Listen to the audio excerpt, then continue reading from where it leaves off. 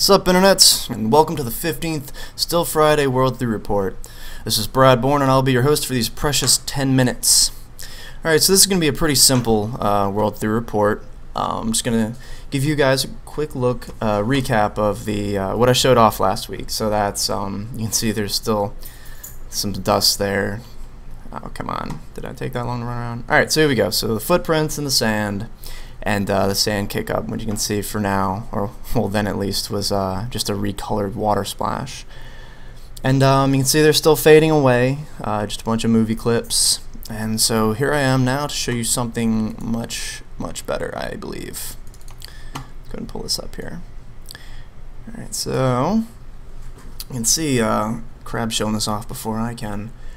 So no more smoke in the ground right now, and you can see I made the footprints a lot simpler so that they'll because well now I'm actually keeping them on the level, so I'm using a bunch of bitmap data to press those into the levels themselves. So you can track your dirty feet all over the level, and you won't see any hit in performance. It's pretty cool. So I definitely like the sand effects. I went through and reanimated those. Well, I animated those myself actually. And they're a lot dustier. So you can just kind of run around and it'll throw sand up everywhere, and the faster you're running, the higher they'll get. That sort of thing. And of course, something that wasn't in the other one, if you slide, you see dust and footprints and all that fun stuff now instead of the temporary smoke from before. Only thing that's missing now is taking all that and putting it into the wall. So you can leave footprints on the wall now, since you can actually run up there, and you shouldn't be making dust there either. But that'll be a fix for another time to show off. And since that is really it for you know, new World 3 content, so I figured I'd talk a bit about E3. That's sort of gamers' Christmas, you know, time for all the big 3 companies to you know, all the third-party publishers show off basically everything for that you know, that year. And to admit, it's kind of like you know, gamers' Christmas. And you know, so a whole bunch of stuff. I thought it was, you know, overall a really great year for video games in general. But man, I gotta say, you know, I don't know if I'm just feeling like, you know, old man waving my cane at the industry or something, but I'm just getting so sick of all these, you know, dark, gritty first-person shooters. And I never thought I'd actually say that, because, you know, I really like first-person shooters, not like, you know, Happy Rainbow, My Pony Party Gamer or anything. You know, love Halo and Call of Duty, you know, as much as the next guy.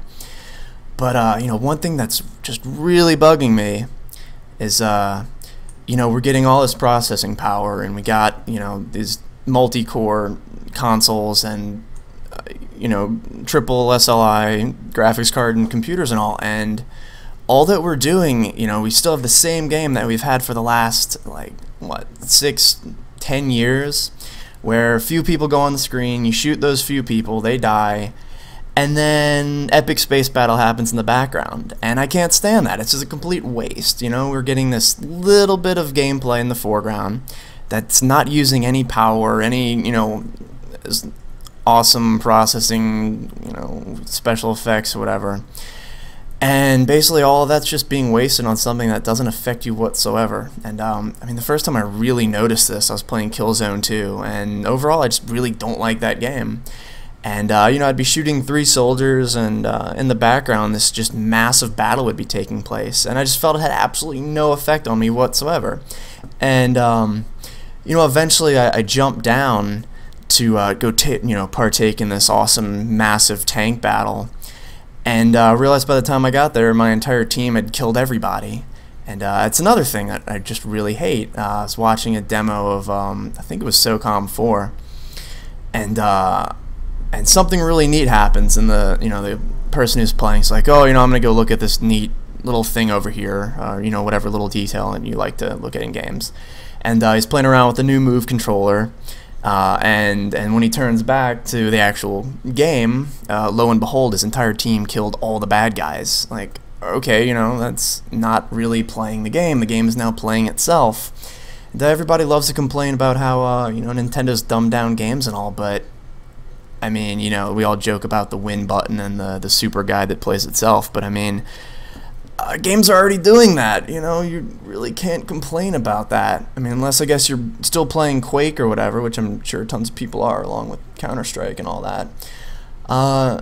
You know, we're moving towards our super dark, gritty, awesome, you know, witty, sarcastic hero, and then the games are just playing themselves and having epic space battles that just don't include you in the background.